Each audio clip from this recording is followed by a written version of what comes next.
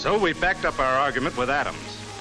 And when we moved into Japan a month or so later, we saw firsthand that we'd been mighty convincing. We saw a lot of this, and some of this. Sort of gave a guy the shakes.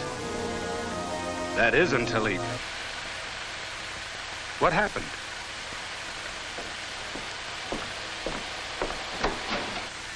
Well, that got the idea across.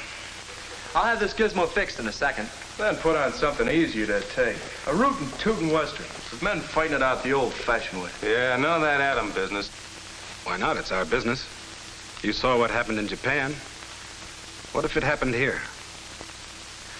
What would you men do? Well, that's easy. I'd go see a tailor. Tailor? Sure, have my uniforms altered. Have them cut to let my wings out. All God's children's got 'em, you know. I'd take music lessons. On the harp, naturally.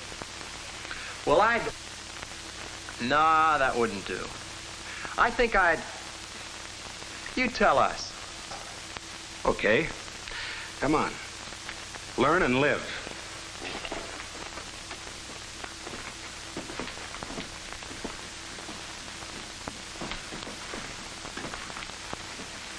Target for today. This doesn't represent any place in particular. It's typical, and it's important. For shipping, by both water and by rail. For factories. For its big business.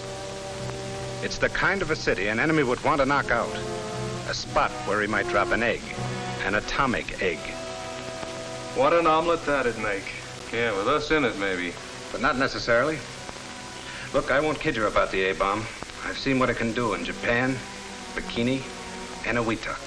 It's deadly. It's like a woman. That I'd have to see. I mean, never underestimate its power. Don't lose your head, use it. Figure that an atomic bomb dropped on a large modern city like this might kill 50,000 people. That figure might be cut down considerably if folks were properly schooled in individual protection. Handle yourself right and you've got a good chance of coming through. Do the wrong things and you've got a future like an ice cube in a hot toddy. Get panicky and get hurt. Forget about such things as the proper outfits to wear. Light, loose clothes to protect you against flash heat. The enemy was thoughtless. He didn't send you a formal announcement of the big blowout. And you're no quick change artist. Suppose you're taken by surprise. And while we're supposing, let's go all the way.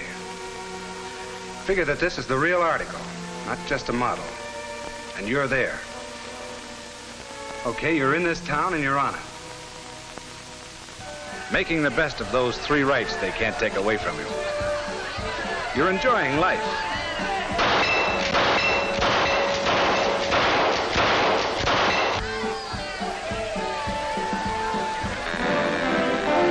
You're enjoying liberty.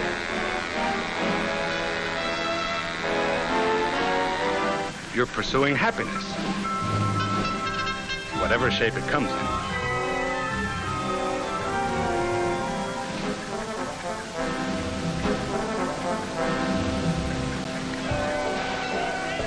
You're doing all right. When...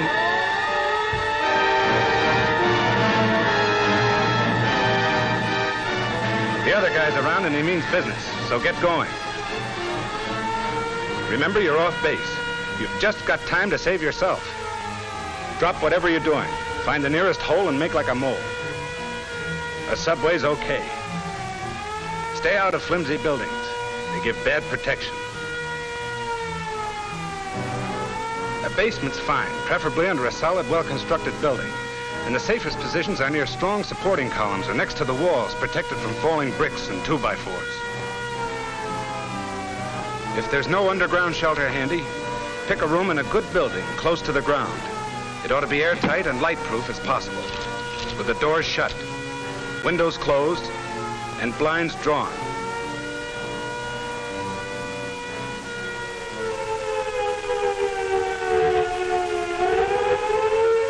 Back in 1940, London survived a terrific blasting from the Nazi bombers. And one of the reasons was that folks did just what I'm telling you now.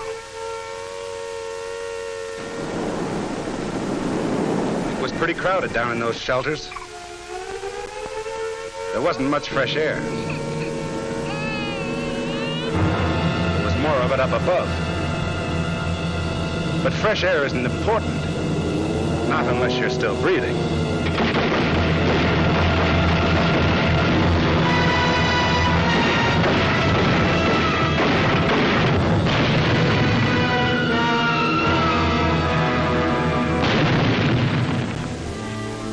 Do what those people did, and you're on the right track. World War II bombs were cream puffs compared to what you may be up against. But the defensive measures are about the same. The blast of an ordinary bomb kills and destroys.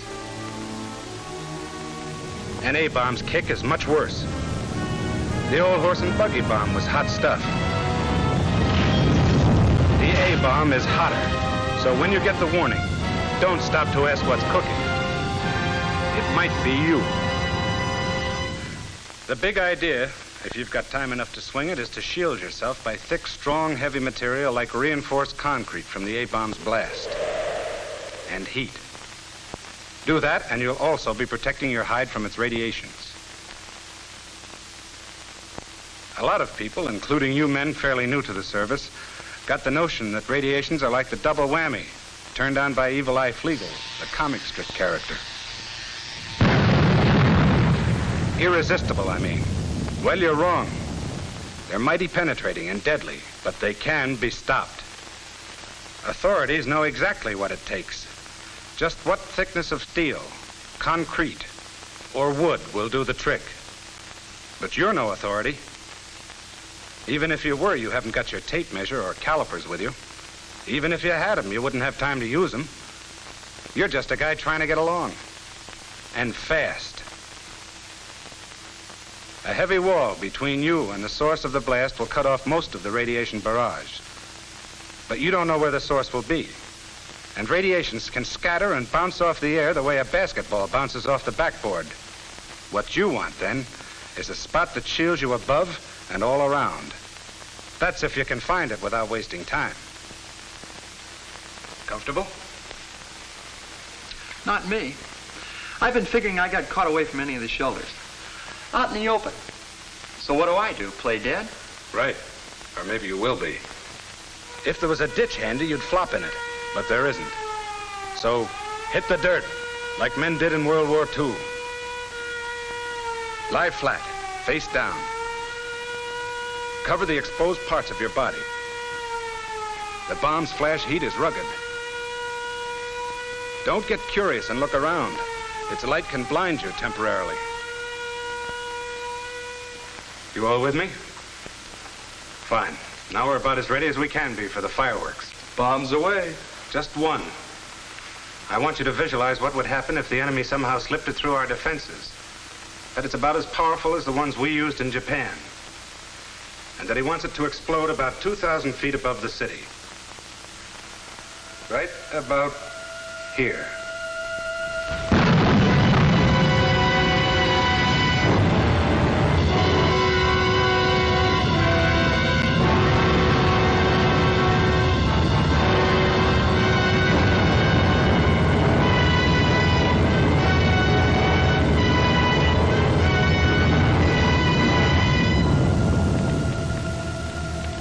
The spot directly below the blast, which we call ground zero, is just that, a goose egg, a lot of nothing.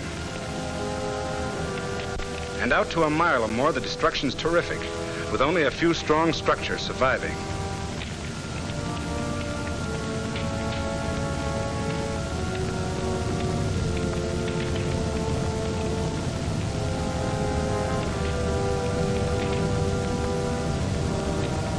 Damage naturally peters out from ground zero.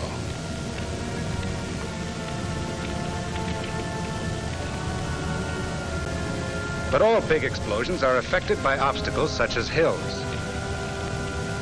Behind a hill may be a building that came through okay, while further out in the open will be another that went to pieces. The fires started don't exactly follow the rule book either. In here you might get a frying pan, and back here a fire.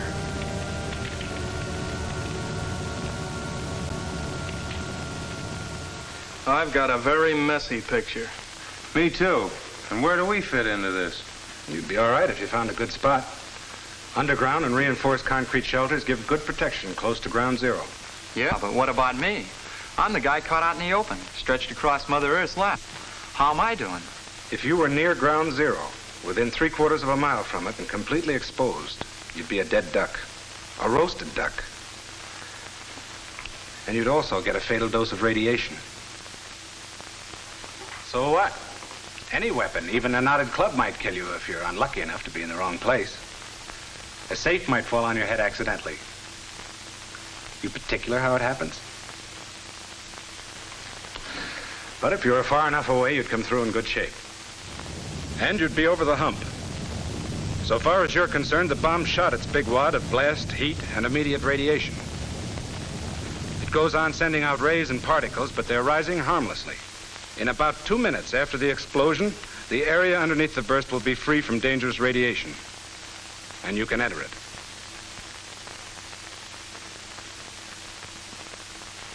You've probably got military duties to perform. There's a lot of relief, rescue, and policing work to be done. So after waiting a couple of minutes, get moving.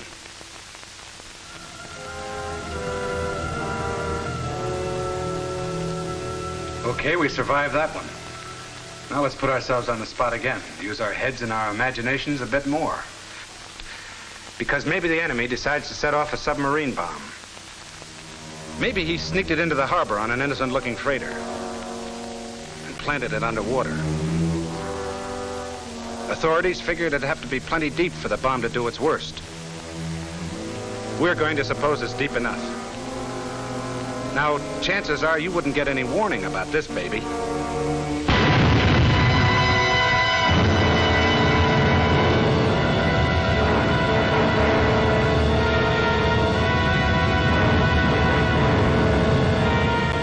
You'd sure see it, though. You wouldn't worry about being blasted or burned by a submarine explosion. But watch out for the fog and mist. It's radioactive, packed with poison, and it moves fast.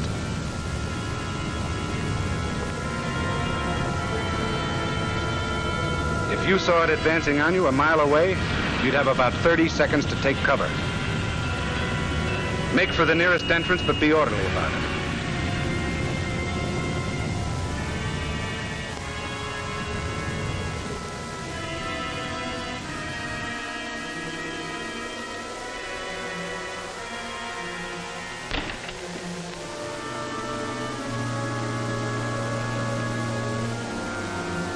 That fog has contaminated everything it touched with radioactive matter, which we'll call hot stuff, although it hasn't anything to do with its temperature. Don't be in a hurry to leave your shelter. Wait till the fog disappears. Then wait a bit longer if you can. It cools off a lot the first few minutes after the blast. Gets less dangerous.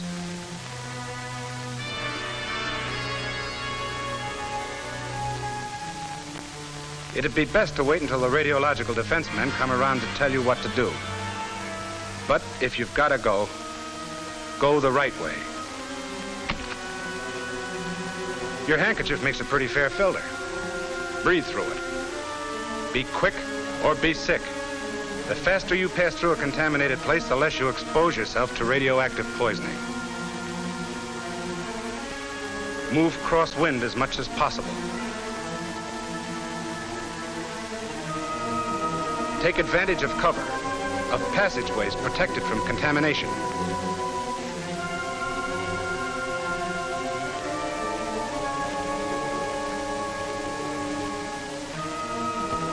Don't collect souvenirs like watches and coins. They may be hot. You've gotten out of the danger zone.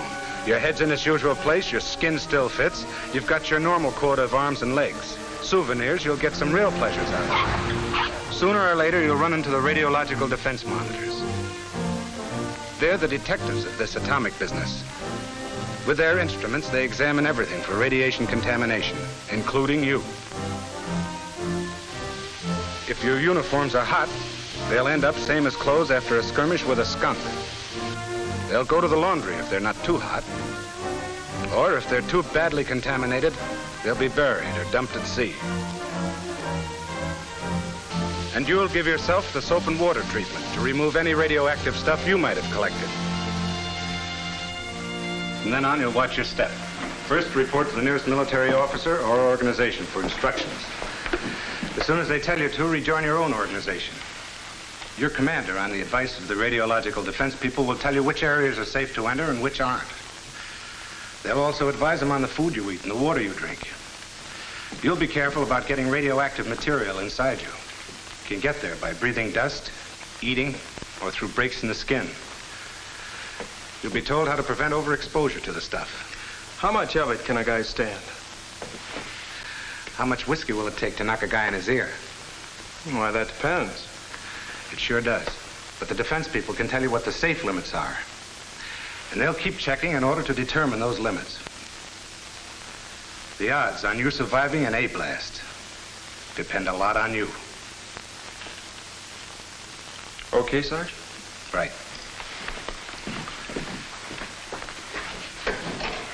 Get panicky or fat-headed, and you'll probably have a new title. The Late John Doe. Which isn't exactly a promotion. Use your think tank. Follow the rules, and you might live to look it over. That's the picture, men.